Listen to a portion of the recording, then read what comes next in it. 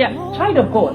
The Bible says we have dominion. Yes, we indeed have dominion. If you want to know your stand and the level at which you are, that depends on when you have a choice. Some things happen, but when you have a choice, that's when you know the real you. Do you know that the kind of love Judas has for Jesus, when he was one of his disciples, he had love, enormous love for him, but because he had a crack, that crack was not sealed.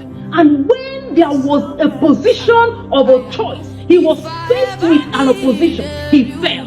What was the crack in Judas? It was his greed. So what crack do you have? I know the extent of the crack you have now. Even as you are, as a human being, when you get to a certain place, that place determines whether you will make use of your choice or not. You have dominion. You have been given the power to choose from the right to the wrong. So it's left to you to make that decision. If God wants to control every one of us, I don't think anybody will survive. But God has given you that grace to make that choice. Joseph, when he was running out of Potiphar's house, he didn't have a choice. But because he already had a boundary, he already had a value that he upheld. That was why at the point he needed to make that choice, he took it, he upheld his boundaries without even thinking, oh, how is it going to be? When I leave this spot, where will I end up?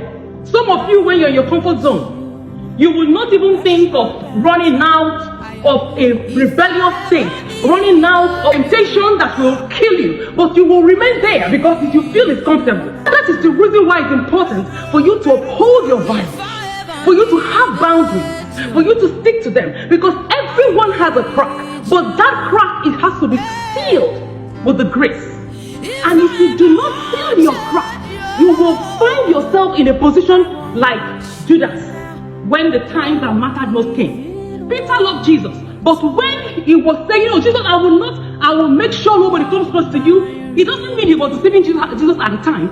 But yes, when the time came of the choice, he had to choose the comfort one. When you are faced with that situation, what do you choose?